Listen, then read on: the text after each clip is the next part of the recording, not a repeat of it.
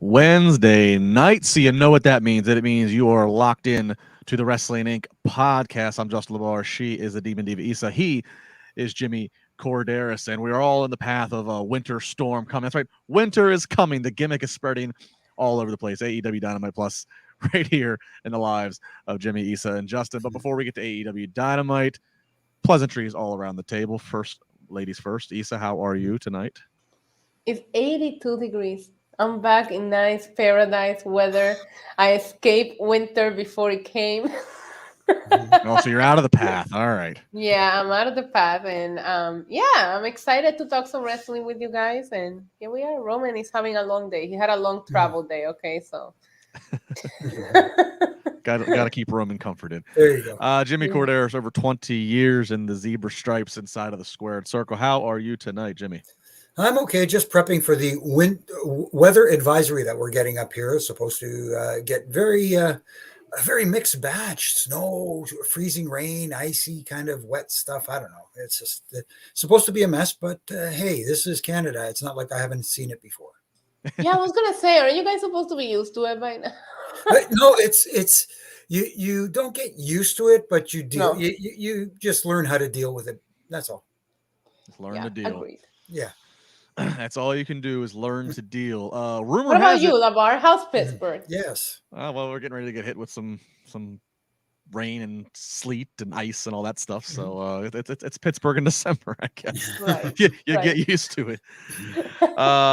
Something that we maybe Vince McMahon hasn't got used to is the fact that he's not in charge anymore of the day-to-day in WWE, and maybe it's not sitting well with him, depending on how much you want to believe that's out there in the world. Well, earlier this week, the Wall Street Journal, mind you, the Wall Street Journal is the ones who originally dropped many of the big bombs that ultimately led to Vince's retirement this past summer. Well, Wall Street Journal had a news story come out this past week, and this one talked about some more allegations, some more situations that Vince and his legal team having to deal with. But one of the big takeaways that the wrestling fans had from this is that the report also noted that Vince, the sources close to Vince, are saying that he wants to make a comeback, that he feels he regrets his retirement. He thinks that people close to him gave him some bad advice, and that if he just would have stayed in his job, he could have weathered the storm and this all would have blown over and passed. So that certainly evoked a lot of reaction, a lot of opinions online, as you would expect it to. And kind of a follow-up, our friends over at Fightful Select, they dropped a new report on Tuesday in response to this, where they talked to over a dozen staff, talent, and employees within WWE, and the common consensus was that McMahon's reported desire to return was not a mutual or reciprocal feeling. Everything from, I mean, it's a really interesting point, but the interesting sources that make different points to Fightful. But, basically, one WWE higher up, not concerned, saying, look, the stock price, the TV ratings, the general morale, everything has gone up since McMahon's exit. Some talent who, one talent in note that Fightful talked to, who this talent said, hey, I had a pretty good relationship with Vince, but they still are okay with him stepping away. They see a lot of the positives. They see the need for change. So a variety of different people that Fightful describes who they talk to without disclosing their names, and just across the board, nobody thinking that Vince needs to come back. In fact, it's even in the report. They've gone now, guys. They've gone, Jimmy, since July without Vince, and the thing has not collapsed. The wheels have not fallen off, and in some measurements, things have progressed and improved. So everybody kind of rallying around saying, we don't need him. It is time to move on, and he needs to stay retired. It's a lot to unpack. Obviously, this is your former boss once upon a time. What's your reaction to the latest of this? It's not surprising. Let me put it that way. Hearing that, if it's true, him wanting to return back to his former, I don't want to say former glory, but his former position in charge of the company. I don't know the exact terminology for it, but he does own controlling shares of the company, if I'm not mistaken, as far as he does. Yeah. He still leads the voting control with shares. Yes. Right. But we can tell by the programming and the presentation on television that it's not him handling the creative right now, unless he's actually, it feels like those reins have been handed over to Triple H, and he's doing his creative best right now. And we've seen the difference, and the talent seems to be approving of it as well. My issue is that if Vince were to come back in some form or fashion, that would be a bigger distraction, and people would be talking about that more than the improvements that we're seeing right now. And I think that could hurt. Regardless, do I know if any of these allegations are true? You make up your own minds. I'm not a judge, jury, or executioner, so you don't ask me. I worked for the man. I didn't have an issue with him, but hey, you know what? Others did, apparently. So, like I said, my concern would be the distraction to the improvements that have been going on now. Issa, interesting timing. These reports all in this debate really coming out Monday and Tuesday of this week, and Tuesday was the Vice documentary, The 9 Lives of Vince McMahon. So don't know if there's anything to draw and correlate there with that, but no shortage of opinions. What say you with Vince trying to make a run in? Yeah, I mean, I'm not surprised with the way that we were told that Vince treated WWE, right? The way that he was at every show, booked every show, looked every script. So when somebody's that involved, when you create something from nothing, I don't, regardless of the allegations, I think anybody will have a hard time walking away from that. That's your baby. You dedicated how many years of your life to this, and to go to that, to just sitting on the couch? I mean, I would assume everybody would go like, I should have never done that. Like, what am I doing? What am I going to do with my life? WWE, booking, wrestling, promoting is all that this man has known for how many years now? I'm not surprised that he would assume this is a bad decision. I personally, my opinion is that it's not a bad decision, but I can understand where he's coming from. I'm somewhat of a workaholic myself, so I get it. I don't know. If I'm not doing something, I get depressed. So I get where he's coming from. That's like what the man did cannot be denied. And how are you going to hand your baby over and not really have second thoughts about it? That's not how it works. Yeah, it's interesting too. The initial report from the Wall Street Journal saying that sources around Vince say that he wants to make a comeback. He feels like he could have weathered the storm, and then that he feels like he was given bad advice to those close to him. If that is to be true, it's very hard to hear that and not think of his immediate family, with whom then just took over responsibilities that he vacated. So I don't know. I feel like Christmas might be awkward this year. It's yeah, and it's funny. He the way he said it, that he thinks that if he'd have stayed and weathered the storm, it all would have blown over. Now, if that were the case, let's say that were true, and that did happen. Now, him coming back puts a bigger spotlight on him and the allegations. So whether. Yeah. True or not is not the issue here. The issue is perception is reality, and people will be talking about nothing but that. Yeah, and look, and I'm not an expert, but I think if I understand the situation, yes, while he still has the majority amount of shares, mm-hmm. It's still the board still would have to, in a majority vote or decision, would have to come to that to allow him to come back. So that's the other thing. Obviously Vince. Look, he's played the game for a lot of years. I'm sure he could try to see could he pull votes? Could he basically do some political maneuvering to get himself allowed back in? But it would take something. And I think based upon what that one higher up source that Fightful alluded to noted, things are just going so well. I can't see why the board on that principle would, and the majority of them at least, and then to Jimmy, to your point, it would create a bigger PR problem. And even on that note, the stock prices went down yesterday again after this report was out. So will you allow him to come out if the stock prices are dropping just from reports and rumors? Imagine what could happen if he actually does make a comeback. That could really affect stock and investors' money. Yeah. So we'll see. Again, whether or not it was just something that was floated out there and ultimately just helps buzz for the documentary advice, which by the way, I was kind of a little disappointed one. That's a whole other thing. Or I didn't get a chance to watch it yet, but I'll catch up with it. Yeah. Well, I thought it, and then I've seen a lot of similar opinions. It didn't really, I don't know what I expected of it, but it was just a lot of it was just every clip from somebody at some Dark Side of the Ring episode in the past that has talked about some dark time in WWE and or Vince's life. They just kind of took a lot of those clips. It was just kind of like a compilation of what we already kind of knew about Vince and controversy. I see. That makes sense to a lot of the reviews I saw floating around today. So we'll see what happens if Vince makes a comeback or not. Another person that, again, looking at social media, would love to see make a comeback, and it's only been a matter of hours since the news has been public, is Mandy Rose. She was 413-day reign as NXT Women's Champion. That came to an end Tuesday during NXT. Surprised a lot of people. And then today, Fightful reporting that Mandy Rose has been released by WWE. Fightful goes on, Sean Rob Sapp of Fightful specifically goes on to say that the release today was related to WWE officials feeling that Mandy Rose put them in a tough position due to suggestive content, that Rose was releasing on her brand Army page. So I mean, I think similar to an OnlyFans, kind of like behind a paywall, exclusive, premium content. And I guess I don't. First off, I haven't seen this content. I don't know what said thing is. I hear that it's photos or videos that might have even gotten leaked. So I don't know if she purposely put it out there or what. But Issa, have you seen any of this? Have you heard any of this? I mean, this is a strange story to have on a Wednesday.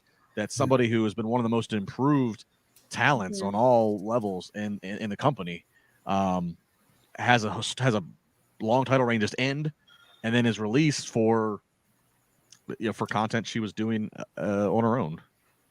Yeah, I obviously saw it making the rounds, and I personally cover NXT here every Tuesday with Glenn and Alfred, and I have been so impressed with what she did down there, turned things around, improved. I really got behind her as champion, and I did think her reign for 113 days was a very credible reign. That being said, I feel like there's not enough context to the reason why she was released. I don't know if maybe she didn't compromise. Was she asked to take the page down and she said no? Because if that's the case, props to her, respect. I stand up and standing ovation, because the rumors has it that she's making a lot more than she was in WWE. So yeah, why would you take the page down? My bigger issue, and I sent out a tweet about this, and I had some really interesting back and forward, was the leaking of the content. Mandy Rose, there's screenshots of her asking fans to please take that down. I'm going to get in trouble. It's the leaking of the content that really kind of snowballed this into effect, because it was like everywhere this weekend. And obviously, I am an advocate of these platforms, Brand Army, OnlyFans. I am an OnlyFans creator. Take a big chunk of the creator's money, and they don't give you support when it comes to the leak content aspect of things. I have to pay a separate company to scan the internet for me. And I feel like these companies should offer some kind of support based on the chunk of money that they're taking from us. But this is a whole different conversation to have. I do think that the leak of her content is really what snowballed this into effect. And that is something that I feel like some creators need to talk about more, because there's no protection to that. And you shouldn't just assume the fact that if you put this content out there, you should be ready for it to get out. That's not the way that it works. It is copyrighted content. And regardless, she's making, and listen, Justin LaBar, this is a big marketing for her. Do you realize how many people signed up to her page today, and she upped the price, probably doubled the price? Like what this was a marketing for her, and if she can make more without risking her health and her body, go you, girl. Hey, I'm not gonna lie. Before we go to Jamie, I'm not gonna lie. When I saw this story, and like I said, I've yet to see the content that's in question. But I will say, I said to myself, well, now I'm really intrigued to see this content of what caused this hubbub. Jimmy, I've seen it for research purposes. I've seen it. Okay.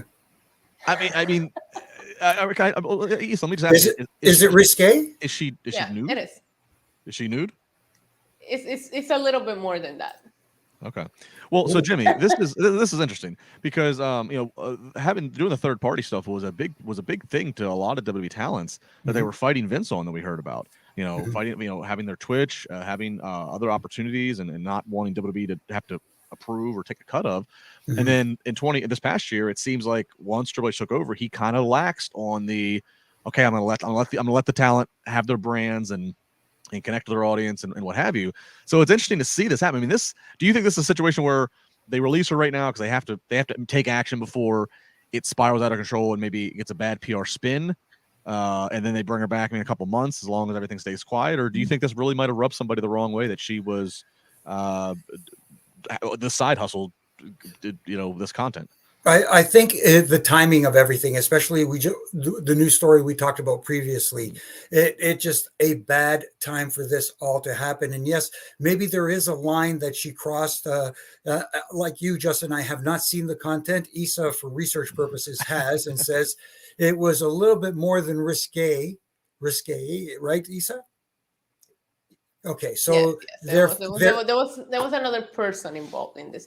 Okay, so therefore, that could constitute something else entirely. And if that's the case, and it leaked out there, it's well within their rights, I think. And people may disagree with me, but it's well within their rights to say, hey, you can't, produce this stuff. You're a talent for our company, and that image is not what we want to represent out there.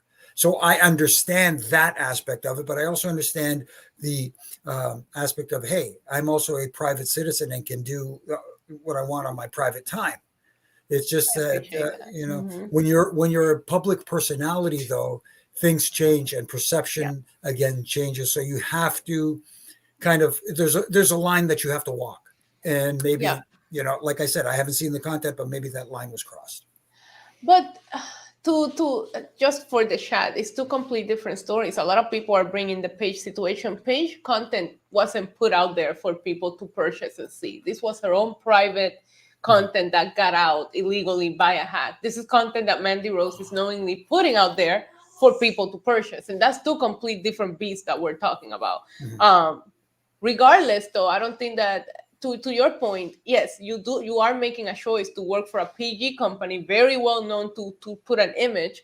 So you should know what you're signing up for, right? And the wording that was used is that what she's putting out there doesn't go with the contract that she signed with WWE. They're not saying we're going to release her because she was nude. That's not what it's saying. There's a breach of contract and they can come to a compromise. At the same time, it is 2022. People are starting to monetize on other things. And I don't think that what a person is putting on their brand army, OnlyFans, whatever it is, it doesn't take away from her skills in the ring or her skills on how to cut a promo, or doesn't define her as a person. It's just another source of revenue for her. This is what people are doing. If you told me I'm gonna give you this gig, but you gotta stop doing OnlyFans, then you better come with twice of what I'm making on OnlyFans, or I'm not taking it down. And maybe WWE wasn't willing to pay that money. And there is a sense of irony blended in the blender with hypocrisy that Mandy Rose's gimmick that has gotten her over was a very sexually charged gimmick, all about her looks and everything.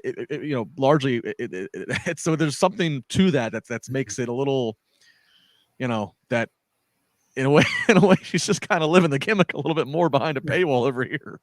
It's not like they were trying to book her as like the lead nun and write to censor, and she's out here doing other things. Right. Sega Genesis got a big super chat weighing in, saying the gist is that she has a limit written into her contract on how far she can go. She was found out months ago and warned, likely due to pressure from advertisers and partners. She kept it going, but material was illegally leaked. All right. Well, I'm sure this is not the end of this story. And I'm sure we've not seen the last of Mandy Rose, wherever that may be next. And that's what I feel. I feel like we don't have all the context to really go back and forward and formulate an opinion in regards to the release. We can kind of piece together and tell you guys what we think, but we don't know if she was warned, if there was no compromise, if they couldn't come together in some kind of compromise. We don't know. We just know that she was released. You don't know if it was WWE's fault, if it was her fault. You don't know what happened here. Exactly. And Sega continued on with another chat. He said if there was any way they could have kept her, they would have.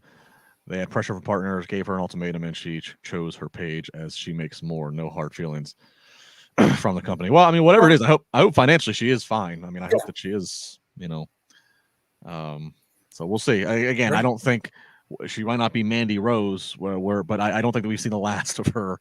Anyway, I mean, she's got like 1 million followers on social. I mean, she's not going to just disappear into darkness, I don't think here. So one more super chat I think just popped in. Where'd it go? There it is.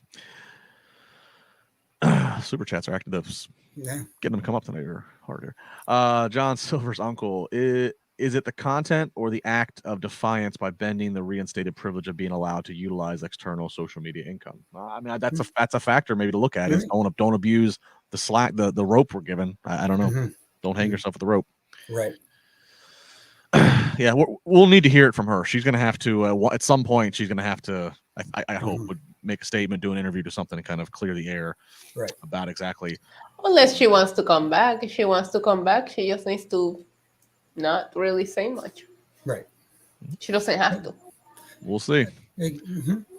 We'll see. And especially, if we do hear from her, it'll be her spin and their spin. So you know what I mean? What do they say? The truth lies somewhere in the middle. Yeah. Correct. Yeah. And then their story, her story, and then the truth. Well, and it's fair to point out, and Bernie, or a loyal Bernie in DC, actually just pointed out, WWE, I don't believe, has sent anything official. I haven't seen it on the website. I have not seen a press release come through.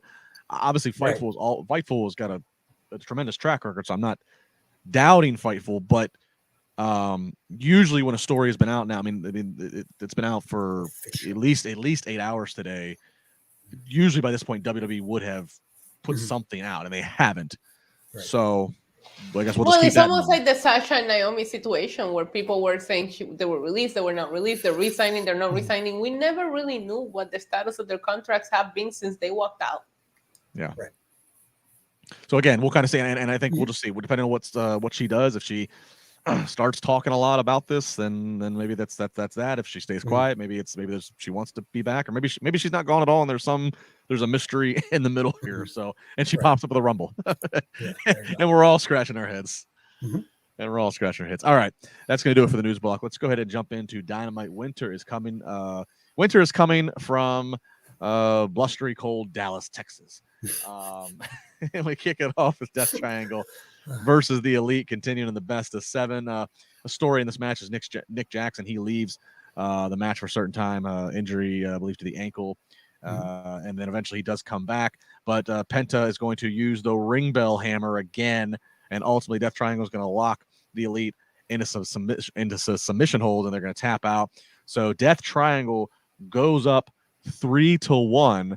Anybody who's watched any kind of best of 7 in any sport, 3-1 is not some place you want to be. And Omega gets on the microphone and understands they got an uphill battle, and he says, screw it. Next week, you guys could get your 4th and precious win. You could finish this out. Why don't we make hammers, weapons, anything legal, no DQ?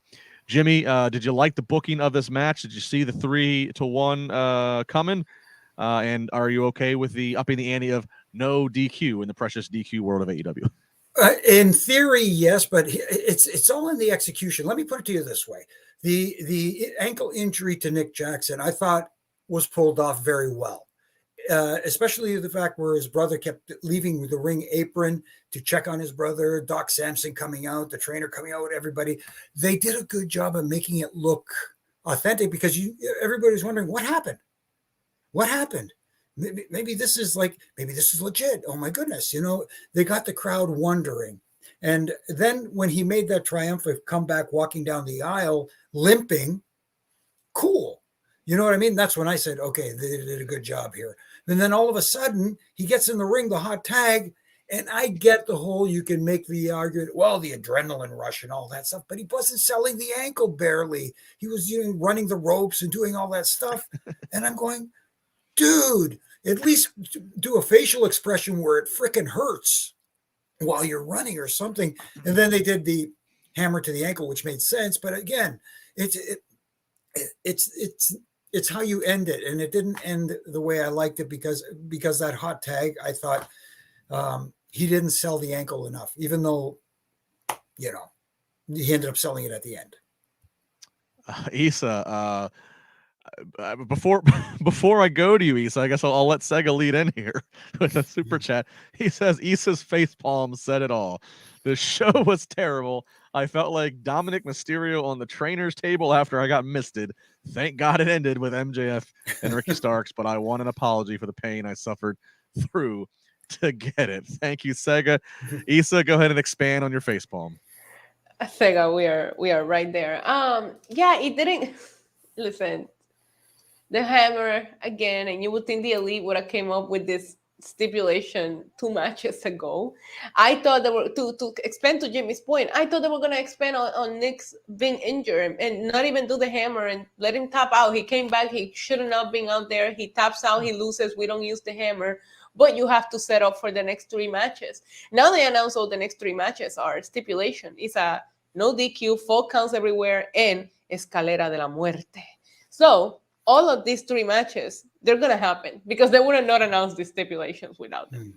The match was great, but I'm sorry, and we had a break last week. I'm getting bored. They're not. I mean, I'm excited for the next 3 ones. I'm excited because they're gonna be different, but these felt like a lot of the same. No, yeah. Sorry to interrupt you, Justin. I just wanted to jump in really quick here. When you have a all weapons count and all that, it almost feels like so it doesn't matter because they don't follow rules in these 6-man matches anyways, and the ref distractions. They feel lazy to me. I'm sorry. You got to be more creative than that. I think the false count everywhere in the ladder match at the end are going to probably be the 2 show stealers out of this series. They should have never announced that it was going to go all the way to 7 or the dates of the 7 or even the stipulations ahead of time. They should have just announced what's going on next week, then announce the next one. Then it just doesn't help you get invested. But for a start of the show, banger, okay, great. We're going to start with boom, boom, boom. Look at all these spots. Here's Kenny Omega. And then after this, and we'll get into it, it felt like they talked for like 40 minutes. All we saw was just people talking on a mic. It was whatever. We'll get into it. Face bomb. Yeah, so I'm at right now in this best of 7 where I feared that I was going to arrive. I look at this best of 7 the same way that I look at a match that's 2 out of 3 falls. It's usually predictable. You know the length it's going to be, but it's all about trying to appreciate the story of how it got there. 2 out of 3 falls is fine because you can give me the story of how it got there and you can give it to me in one, half-hour piece. When you're stretching something out over the course of 8 weeks, that is a tough challenge to make me still get, you guys have already covered. And even though they have the calendar and it says, if needed, if the match is needed, just, if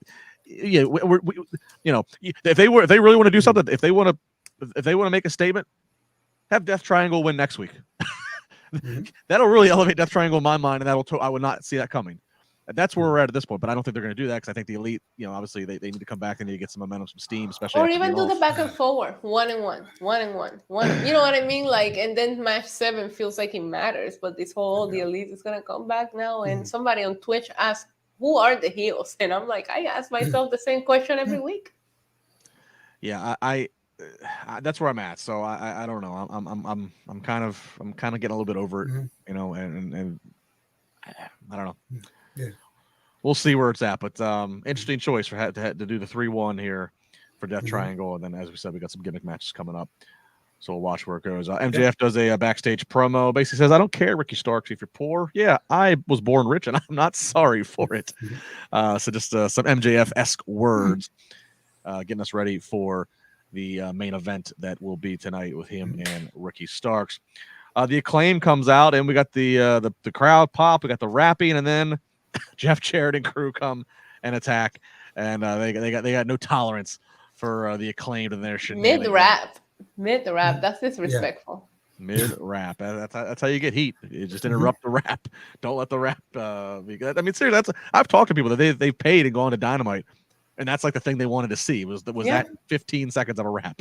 Wow. Issa, what was your thoughts on this and Jeff Jarrett and crew and the Acclaim? That's how we're moving forward here. Okay. I mean, I'm sorry. Care to elaborate? I'm just not invested. It's not what it doesn't make any sense. I don't understand. Like, we got rid of the rankings, and it feels like we're on a storyline with these people, FTR, and then the Ass Boys last week. But now we're gonna insert Jeff Jarrett and Jay Lethal here for no reason whatsoever. There was a lot of that tonight.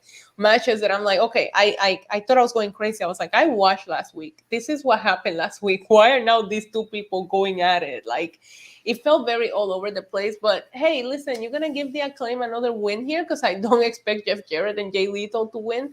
you got to build their ring and make them credible, give them a couple more teams to beat, I'm okay with that. Jimmy, you buying Jeff Jarrett and Jay Lethal as challengers for the Acclaimed? Only in name alone. That's it. Again, there's no story building to this other than these guys are name guys, and it almost feels like, okay, these guys need a credible win against some credible opponents. Hey, Jay Lethal and Jeff Jarrett are big names in the industry. Like Issa, I don't expect Jay and Jeff to become new champs, but the only thing that caught my attention was the scissor me slap nuts or something like however you said it. Other than that, I didn't pop that much. I mean, I'd hope that you're right, that this is just to elevate and add some credible names, one being a Hall of Famer and Jeff Jarrett for the resume of wins for the Acclaimed. I would hope that's what the aim is here, but I'd be remiss if I didn't bring up history that Jeff Jarrett has a pretty good track record of whenever he's someplace, he's able to get himself booked pretty favorably for a little bit. So. Of course. And he's doing that. Technically speaking, we've seen him on TV every weekend in pretty significant angles, really.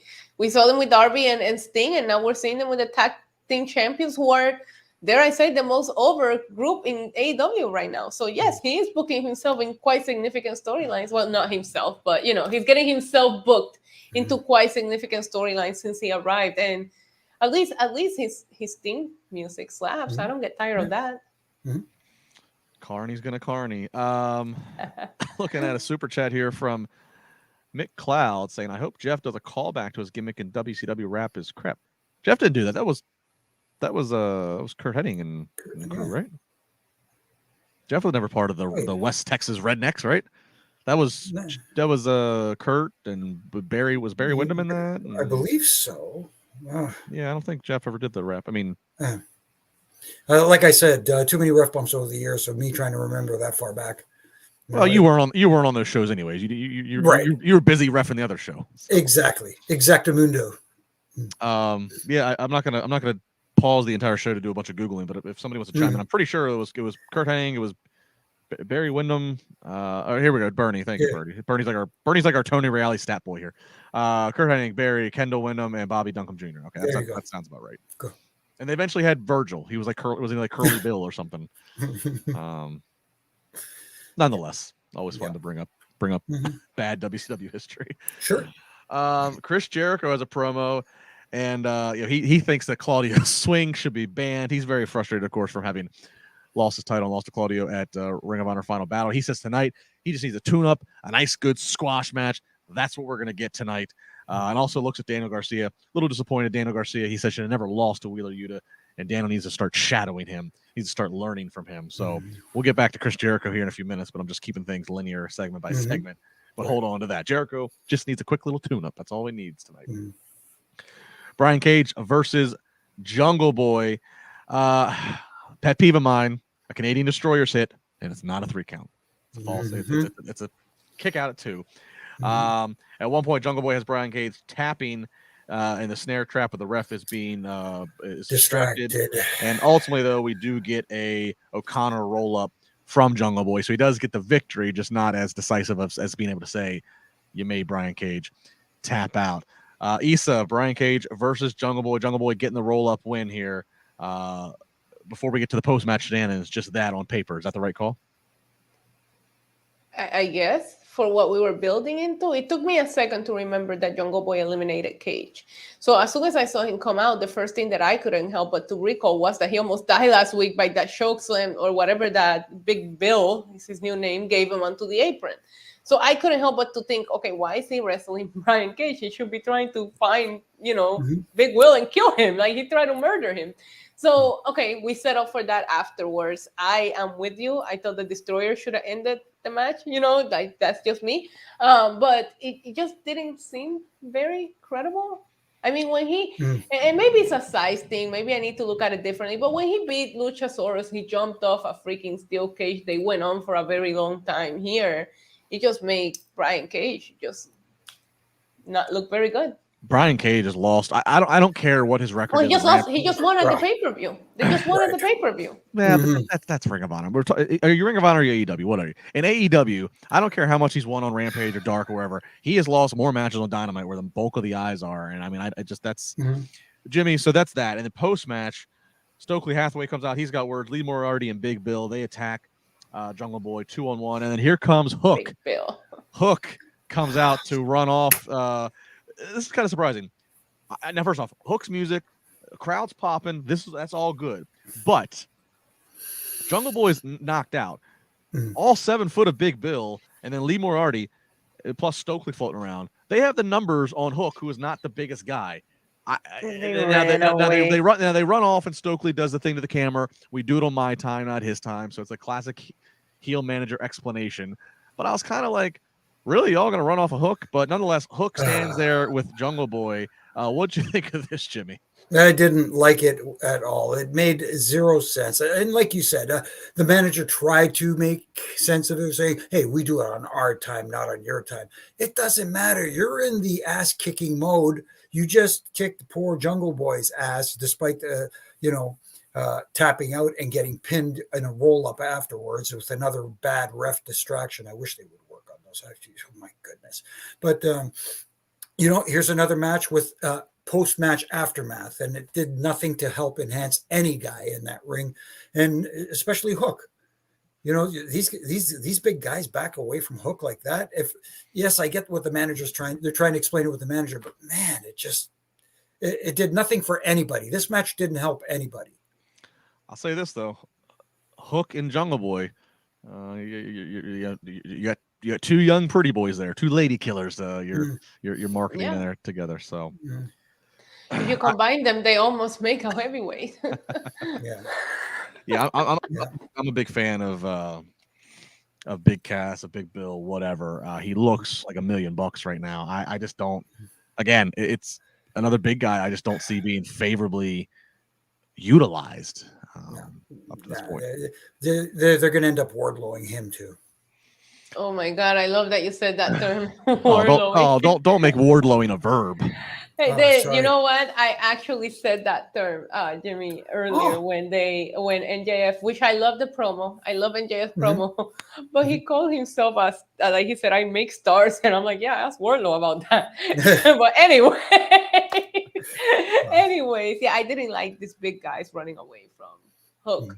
I didn't think it was effective, and I also not sure that they're doing a lot with these guys. What are they called? The firm? Like after helping MJF win the poker chip, these guys haven't really done anything significant to get me invested into anything that they're doing. Stokely included, who is so good in the mic, and he just feels a little wasted right now.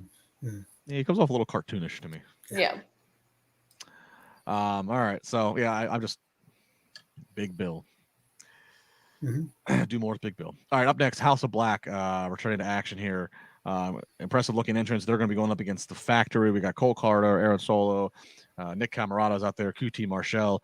I don't actually know which 3 were supposed to be in the match here, but nonetheless, shenanigans before the actual match. Julia Hart spits the mist in Nick Camarada's face. So it's a very misty week here in pro wrestling this week on television. All out brawl finally. But did she spit the mist? Because it looked like she's come on.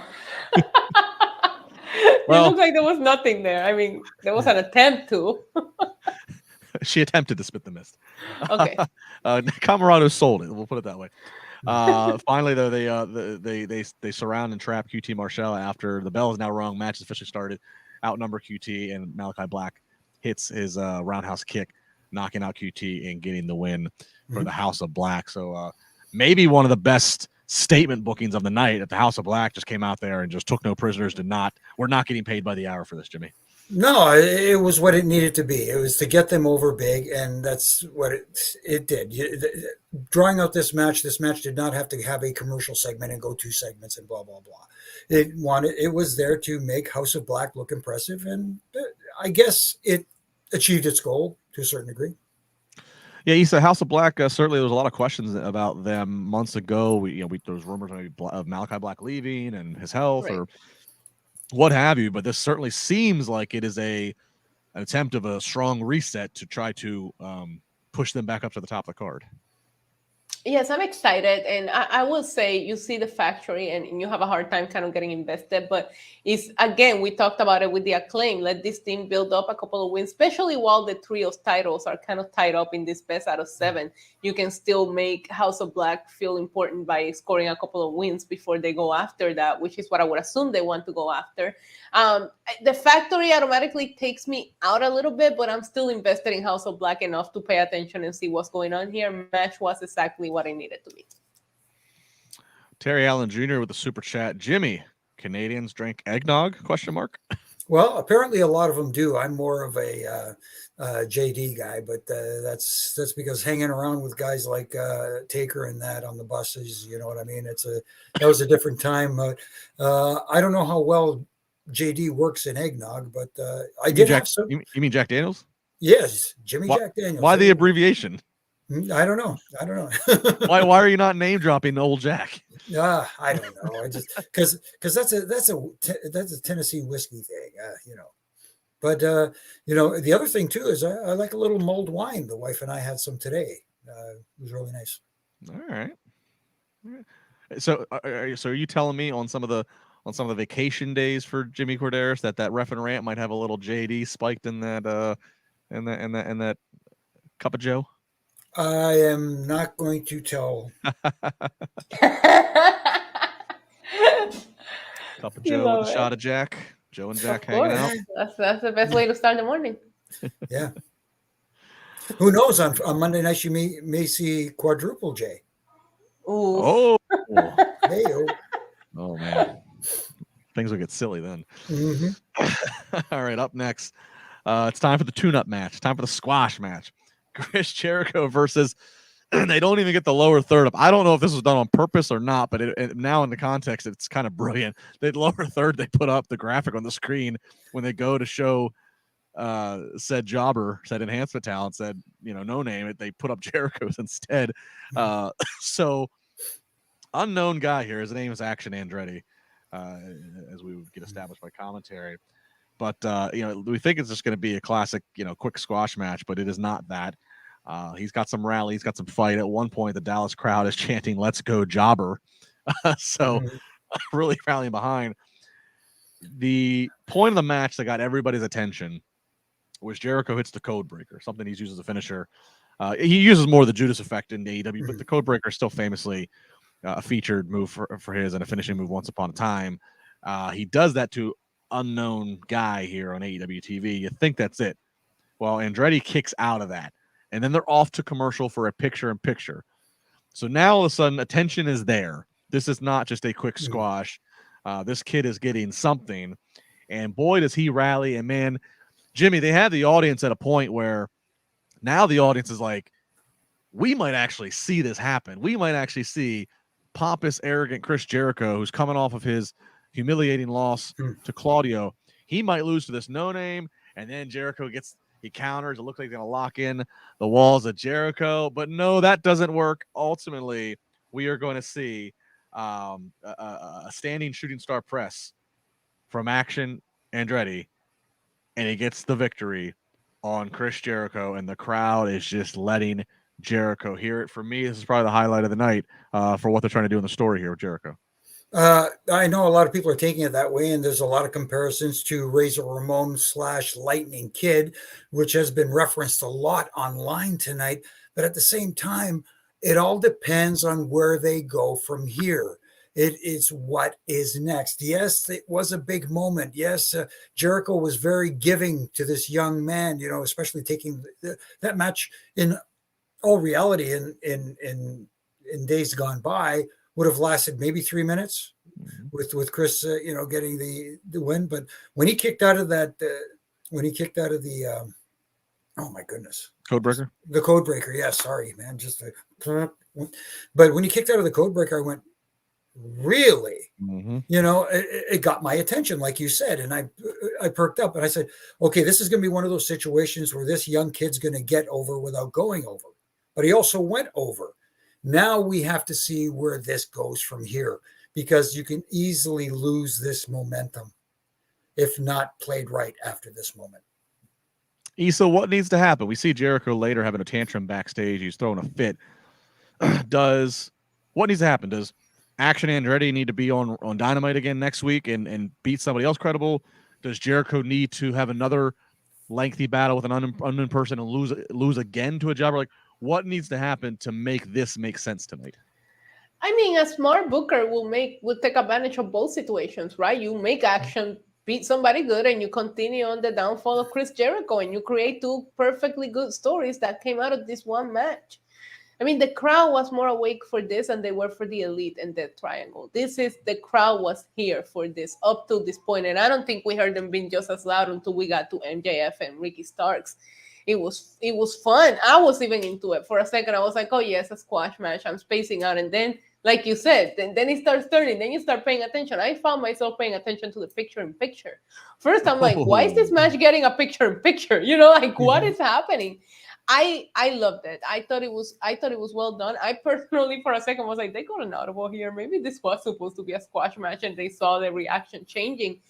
Shout out to Jericho, because he just, if we capitalize on it, probably made this kid, right? And it took both of them to get the crowd that invested. And I feel the people at home were into it too, based on the reaction that the crowd in attendance gave it. But yeah, to answer your question, I think you can take advantage of both of these stories if you're smart. Don't throw the kid on Rampage, please. Put him on Dynamite next week. Have him do something fun, and continue on the downfall then Chris Jericho, and you can create two great stories here. Yeah, you're right. If he ends up on Dark next week, then what was the point? God. I'm surprised we haven't seen a graphic come out from Tony Khan yet that says no, there is a graphic. He's all it was out about 10 minutes after the match. Yes. Never mind. Come on, Justin. Come on. He's all elite. I was waiting for it too, and I was like, where is it? Refresh the feed. There it was. Silly me to think that wasn't already out there. Now I got to see it for myself just to look at it. John Silver's uncle, was this Jericho's attempt at Razorverse 1-2-3 Kid 2022? That was done in a much more. That was a quicker. It was done a lot quicker, as memory serves me, Jimmy.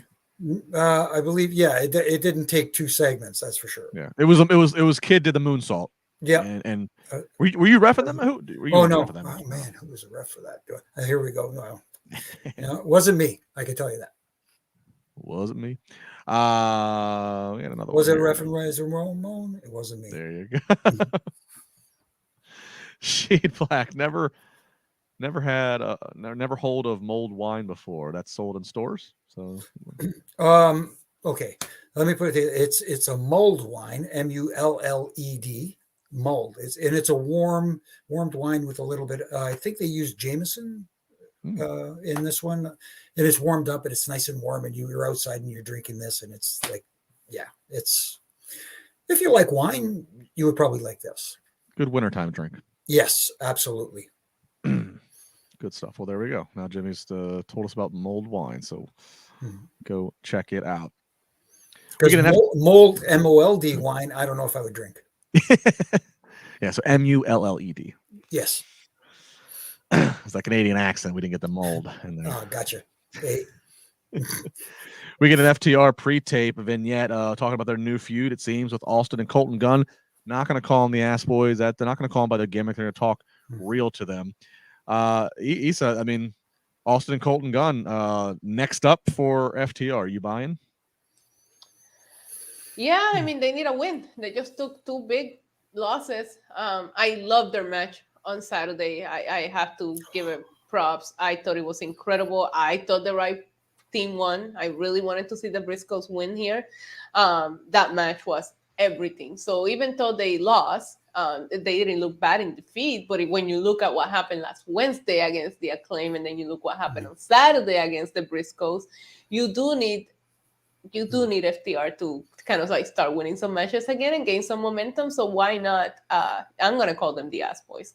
Why not the Ass Boys? So yeah, I can see FTR winning here. I love seeing them with the bandages and just selling the damage from that match on Saturday. I appreciated the promo, and we'll see where this goes. But I would have been more upset if you bump FTR back to like against the Acclaim, because they just took 2 big losses and they should build up again. So yes, I'm here for this. Jimmy, do you agree? And will you call them the Ass Boys?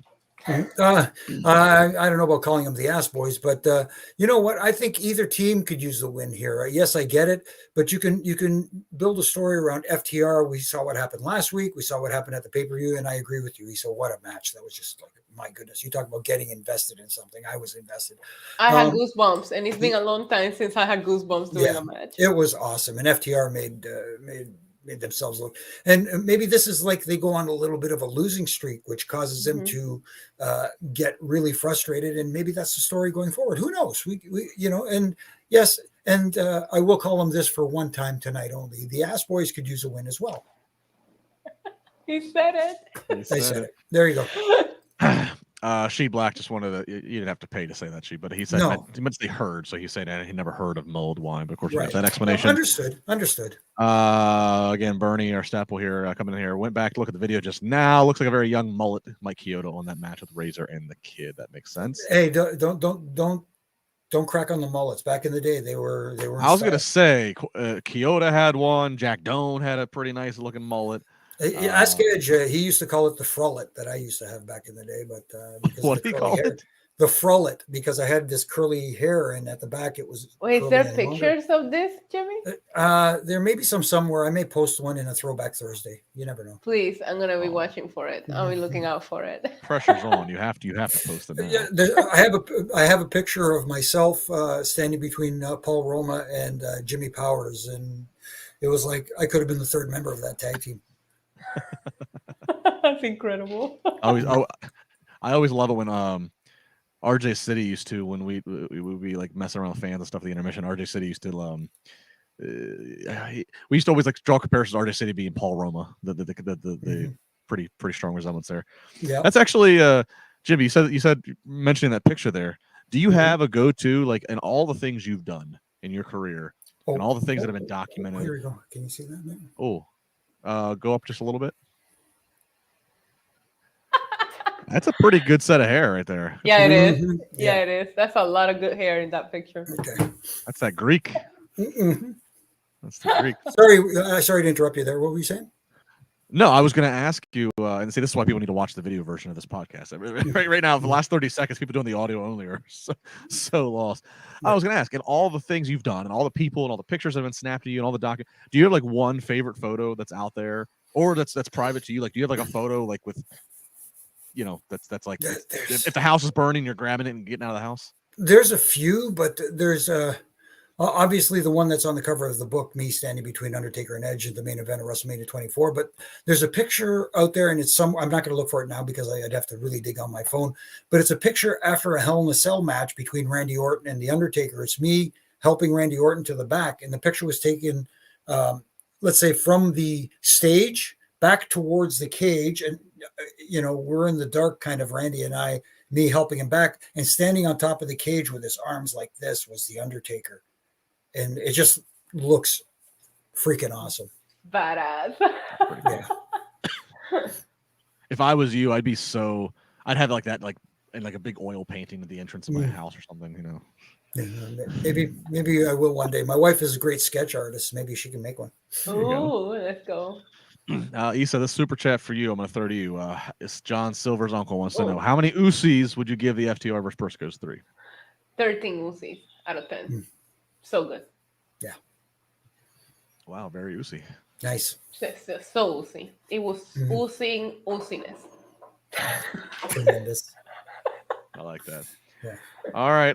It's about 9:20 something, so it's time for the women's match. Here is Ty Mello versus Ruby Soho. Ruby blocks the Ty KO. This is the significant move that broke Ruby's nose. It's a big deal. She blocked it. Ruby does get the pinfall win here on Ty, but before she can really even celebrate, Anna Jay comes out and attacks. So Ty Mello a loss here. Not a good night for the JAS. Just not winning much here lately. Ruby Soho, Issa. Again, another one when she came in and she comes into the music and big deal. Somebody from WWE that's signed. She's all elite, has all the momentum behind her for a few weeks, and then she's just there kind of in the pack. So definitely needed a win, but do you care at all about Ruby Soho? I do still, but it's just because I don't know that she's had a fair shot with the injury, that hit her. Going into this match actually had a storyline. Ty Conti is the person that took her out, so I wish they would have hyped it up a little bit more than what they did, especially with this being a winter is coming. Up until we got to the main event, it didn't feel like a TV special. It felt like a other episode of Dynamite, and it feels like don't hype up these shows to be specials if you're not gonna make them feel special. You could have really done something here with this match, given their story. Yeah, I'm still invested into Ruby Soho. I was happy to see her back on Dynamite. It's been too long since we've seen her wrestle in Dynamite. We'll see where it goes. I mean, where else can you put her right now? You know what I mean? You can't. I don't want her against Jade because she's not beating Jade, so that will put her in a losing situation. So why not create a storyline that doesn't have a title involved? Yeah, I mean, Jimmy, Ruby Soho, is she somebody's stock that you're buying, or are you taking a pass at that right now? I'm not taking a pass. I'm again going to take the wait and see attitude. And like you said, he said they didn't hype up the match enough because there was a story behind it. Yes, they did during the match. The announcers did a good job of letting the television audience know of their past and their history and the broken nose and all that sort of stuff. But going into the match to hype up this match, there wasn't enough of that. That's even a video package showing the broken nose, showing the recovery. Ruby Soho posted some gnarly photos online of her face after the surgery. Like, you just could have done just a little bit more to go like, oh, she's out for revenge. That's another thing. She came out a little smiling and all that, and I'm like, I wouldn't come out like that if I'm about to face the person that took me out and I had to have reconstructive surgery because of you. I will run down that ramp and just mess her up. But I'm also have anger issues, so right. No, that's a fair call, Issa. That's a fair call. What's the context of where your character's at? I mean, you can't overdo it, but I'm a big fan of when a situation or when a conflict is at a certain level. I'm a big fan of the babyface if they're already in, whether they're already in the ring or whether they're out second for the entrance, like ripping gear off and just going at it, meeting them in the aisleway. Like, I mean, you can't overdo that because then it loses its effect. But to your point, somebody legit breaks your nose and this and that. Like, I mean, that like what's it going to take to see you get fired up? Yeah. And speaking of overdoing something to losing its effect, again, after this match is another jump. Somebody comes in and jumps every single time. So it's like after every match, and it's like it ends up meaning nothing. Agreed. Yeah, I mean, no, you're not. I mean, I'm going through literally almost every segment. You're right. It's no, every single one, because even if you count the main event, while it wasn't a jump, somebody else did come out after the end result, and like it happens every match. Mm-hmm. Yeah, I mean, and viewership's a whole other story. We'll wait and see what the numbers are for this one. But I like Dynamite. I'm gonna stick with it every week. They give me something. They have something for everyone. When I watch Dynamite, I feel that way. But I feel like if I'm watching it as a casual, I don't know that they would have kept me through the end. And the best match, or the match that I was invested into, or that people might have stayed for, would have been the world title. I don't know if it would have held people's attention for that long. So I'm curious to see the per quarter viewership. Did people stay? Did people leave and come back for the end? Like, that's what I really want to see. Isn't that a way to sum up our experience? If we weren't getting paid to watch it, would we be watching it? Probably not.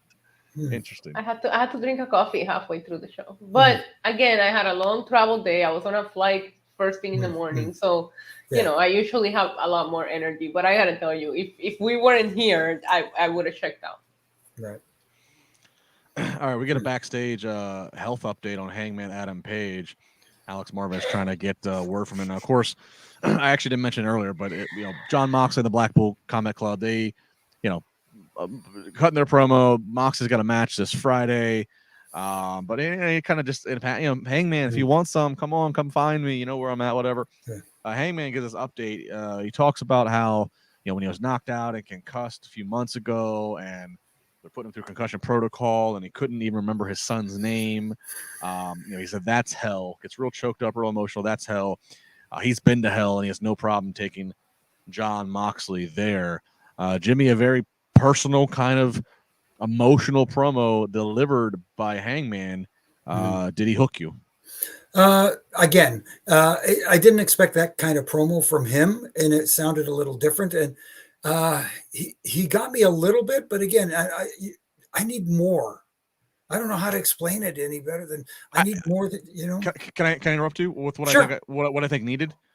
Sure. My note here was the lines he delivered were impactful and emotional. Mm-hmm. You know, and any parent or anybody that has anybody of a younger kid, like a nephew, whatever, not being able to remember their name, like that can get you choked up. Right. We needed to see video, the video of the violent of him snoring on the mat. Like we needed to see that, and I think that would have gone a long way than just him sitting there on a trainer's table. Right. Yeah, no, that's very fair. That makes a lot of sense what you just said there. But again, it felt like something was missing. Issa, what about you? Did you feel something was missing, or did Hangman put on a good soap opera performance? It didn't make any sense. The guy is backstage and he's like, "Oh, we're here trying to get a medical update on Hangman after his attack last week. Why is he sitting there waiting to get a..." Anyways, regardless of that, then he started talking about the attack a couple of months ago. So I was very lost at the narrative that they were trying to tell me. Is he hurt from last week? Are we still on the concussion? Because it made it look like he was clear from that. So going back to that, I get it. He was trying to tell his story. And while I thought it was emotional and good stuff here, he says, "Oh, I've been to hell and I'm not afraid to take you there." I have bad news for you. He's the one that took you to hell. Moxley's the one that sent you to that place. So I'm not sure that, I don't know if you understand how this works, but you're going in the wrong direction, buddy. So it didn't make sense to me. And shout out in the background to Evil Uno, who's got his Evil Uno mask on, but he's got street clothes on. I appreciate that. Yeah. Living the gimmick, brother. Living the gimmick. All right, it is main event time. Mm-hmm. It is MJF having his first AEW World Title defense up against Absolute Ricky Starks, and I don't have a lot of notes for this. I mean, it's MJF. He does go out in the crowd early on, gets frustrated. He punches somebody's popcorn out of their hand. He takes some guy's hat and throws it. Crowd definitely very much behind Ricky Starks. Of course, he's a Texas guy. He got some Texas background, so he's got that backyard support. It's back and forth. There's a few false finishes that MJF really times well. Gets that shoulder up at 2 7/8. But ultimately, the finish, it's very MJF-esque. It looks like he's in trouble. Looks like Ricky's got him on the ropes, and MJF, grabs the ref. The ref dislodges himself and goes kind of a flitter for a moment. MJF just gives a nut shot to Ricky and small packages him. Issa, this match, I wouldn't say disappointed, but I was looking forward to. I think we all were. We're looking forward to it more after the promo exchange last week. Yeah. I don't know what I would have had to seen. It was an okay match, but I don't know if it lived up to the main event anchor spot that it was in. Yeah, it was a match. It was a match. And if you go and talk to me about this feud, I'm going to go back to that promo back and forward. I don't know that the match lived up to that. I also wonder if it was hurt from the spot of putting it here at the end of this show that went on and on and on with a lot of pointless, weird storylines that didn't make any sense. A lot of people were mentally checked out by the time we got here. But the match itself, while it wasn't bad, I don't think it was memorable.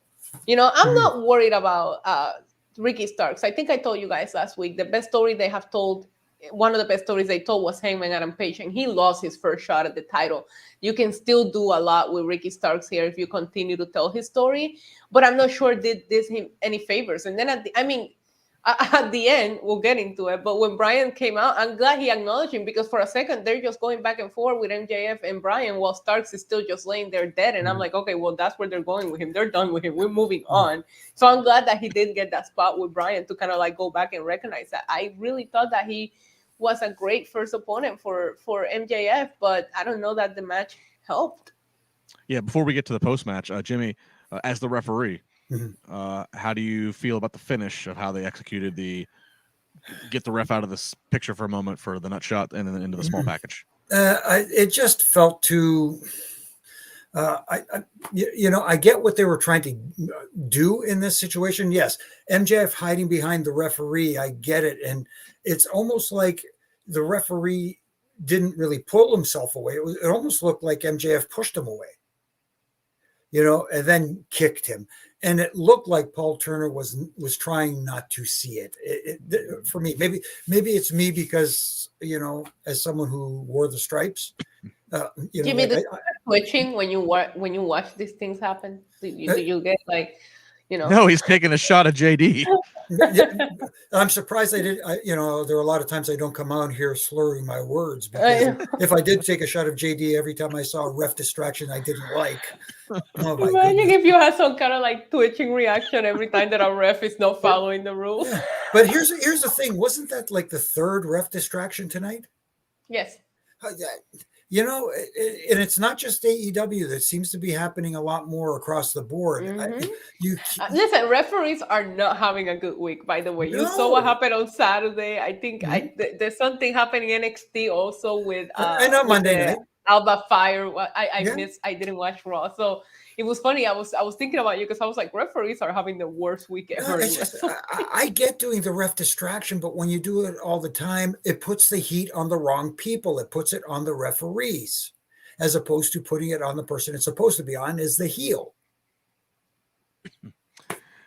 Yeah, and then post-match, MJF, he's celebrating, leaving up the ramp, and then Bryan Danielson comes out, runs MJF off. MJF runs, exits out the lower bowl concourse area, and then as Issa alluded to, Bryan kind of checking on and embracing Ricky Starks, and that's how Dynamite goes off. So Bryan Danielson clearly the next big challenger. Issa, the next pay-per-view is not until March 5th, I think. That's a ways away. Now, of course, AEW is known to do these Dynamite specials, these premium Dynamites. I don't know if tonight was premium, but it was supposed to be something special. Can they draw this out until March 5th? Oh, yeah. What they'll do is they'll book it into a match and they'll go for 60 minutes and it'll be a draw, because that's how you book Bryan in a world title feud 1-on-1. First, you have him go 60 minutes with the guy and it goes into a draw. That's what's going to happen. So somewhere, I'm going to say in February, we'll see that happen. All right, Jimmy. Then they'll make it to the pay-per-view. Jimmy, Issa's shooting the shot that we're going to have a 60-minute draw. That's what's going to have to take this to the pay-per-view. Well, maybe, but I can't see them doing it all the way to the pay-per-view. There's just, I don't know if they have the patience for it. Yeah. So, unless you have a story where MJF refuses to give Daniel Bryan a shot, and he does. He did that with CM Punk for a very long time too. He avoided Punk for months. Right. Maybe if he does it that way, where it's like, who'd you ever beat? Well, you know what? You know what I mean? If again, this is a funny situation because so much of the root of the heat and the problem that Bryan Danielson has with MJF is what MJF did to William Regal, who we know that in kayfabe in real life physically is not going to be there anymore. Right. So if Regal was still there, I could see a better roadmap to drawing this out to March, because you could have all kinds of things. If Regal was still, whether Regal was there and still aligned with MJF, or whether MJF, ultimately said, "Oh, you made the deal with the devil," and turns on Regal like he did. Having Regal in the mix there, I feel like there'd be a way to draw things out. There'd be a way of if Regal's heel, Bryan's like, if I beat you, I get 5 minutes of Regal, or Regal in a shark. Like, you could do having Regal there, but the fact that they've physically lost the body of the person who was part of the origin of this a couple weeks ago. I don't know how you get this to March. That's a good point. That's a very good point. But we shall see. That's why we watch and do this, is to watch and get to Armchair Booker, because that's what our job is. Exactly. That was AEW Dynamite's Winter's Coming. I got to say, we've seen Winter's Coming in front of an empty crowd and Daily Split. This was not. That was their best Winter. That was their best one. Actually, reviewing the cards, and that's the one that we got. Mox versus Omega Sting debuted. The 2020 Winter's Coming was the best one. Last year's was. It was kind of okay, but we had that 1 hour Bryan and Hangman Page match to open the show, so that exhausted a couple of people for the second half. Yeah, I mean, it just did not feel as big in delivery as as they aim for these special Dynamites to be. Right. So it was a weird pacing again. I know we pick on that a lot, but there was a lot of back to back promos before we saw a match again, and it just it was weird. It's the pacing of these shows. Sometimes I just wish they would turn some things around or put some things differently, and I think it will really make a difference. Yeah, I will say this. It did not feel as crammed as some of their past episodes have been. But I mean, I know what you mean, Issa, but the pay, I think some things again when we have the hindsight 2020. I think some things could have been repositioned, the order could have been redone, but I don't feel like it was necessarily crammed. So Right. if that makes sense. I didn't say 20 pounds of potatoes in a 10-pound bag once tonight until now. You know what I mean? Super chat here from John Silver's uncle. Has there ever been an AEW title match where we genuinely didn't know the outcome? Every world title feud is built so predictable and obvious in AEW. There was a couple of the Hangman Page, probably with Brian, in which I felt could have gone either way. But now we're talking last freaking Winter is Coming. We're talking a year ago. Might have been the last time that I felt like I personally felt Brian could have beat Hangman if they wanted to do it. Yeah. Right. Yeah, I'll have to agree with these here, John. And let me say this, John. Sometimes predictable is not always bad if predictable is logical and what's going to entice the people. You know what I mean? Like it's not predictable is not always bad. Not everything needs to be a swerve, bro, but it has to be logical and the people have to make care. sense. It has to make sense. Like you said, Justin, it's okay to be predictable as long as it makes sense. If you do something that doesn't make sense just to be unpredictable. John Silver's uncle, I'll give you a great example.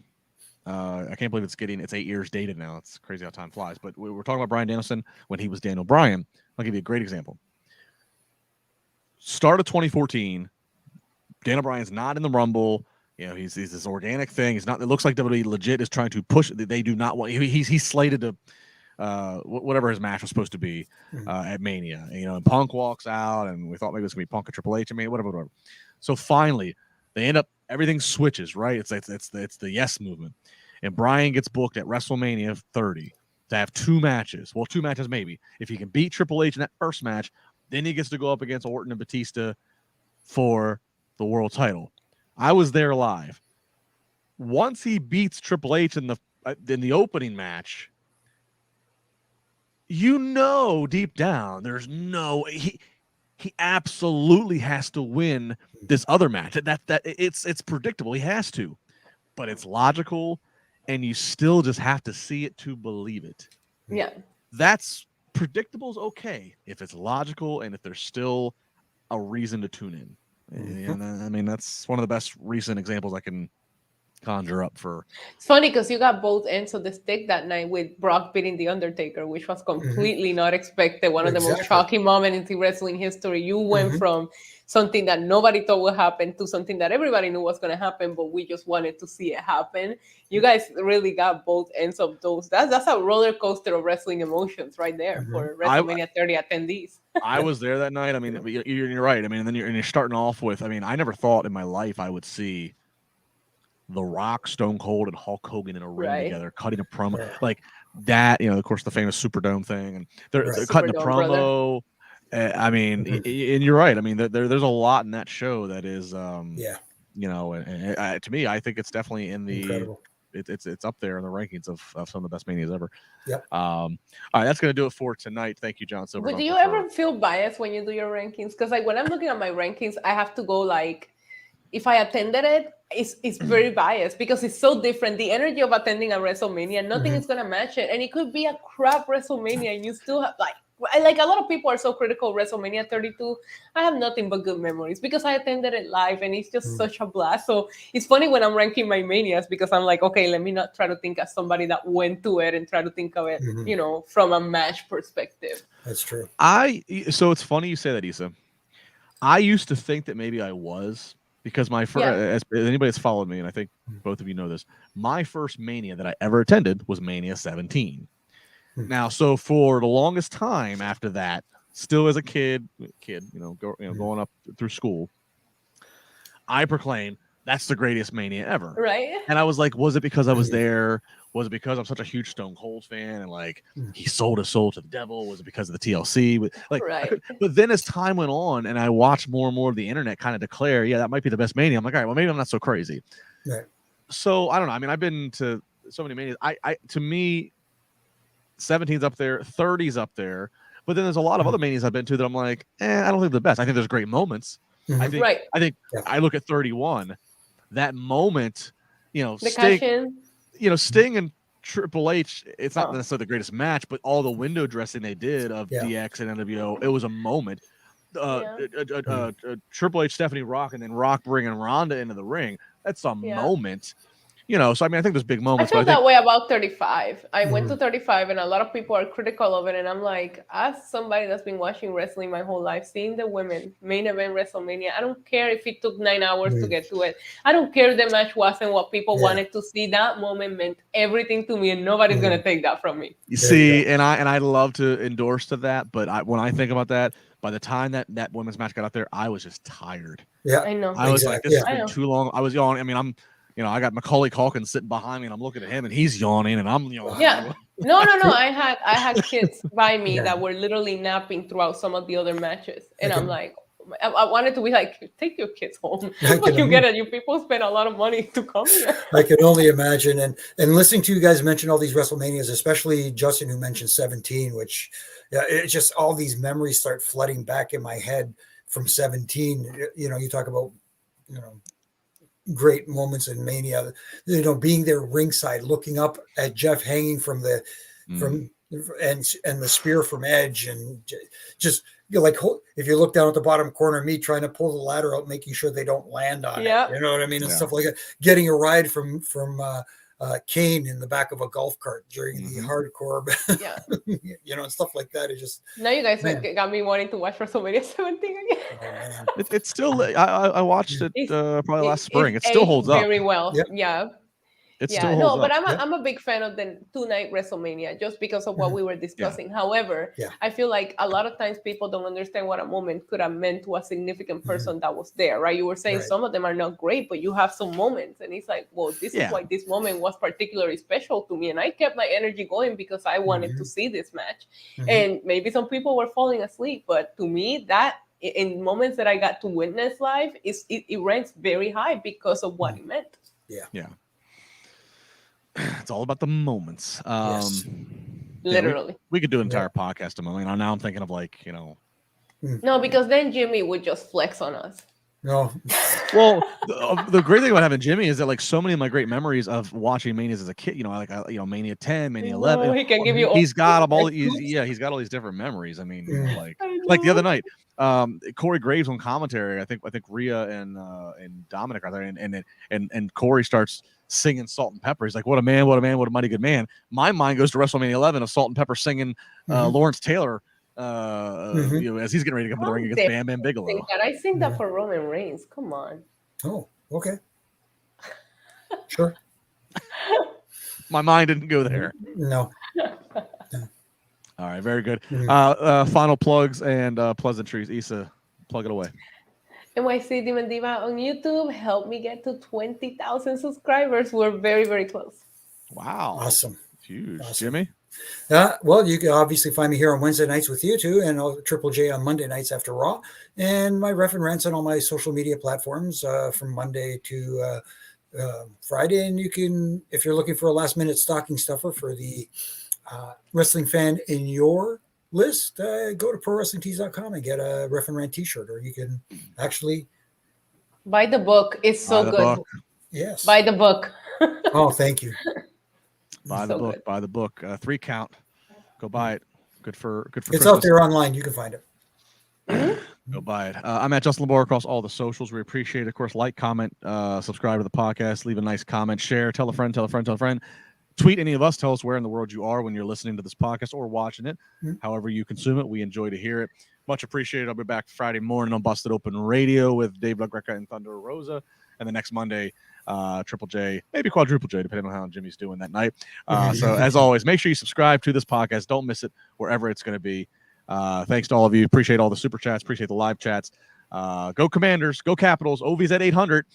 Go Argentina. Vamos Argentina. Oh, my goodness. Go Leafs, go.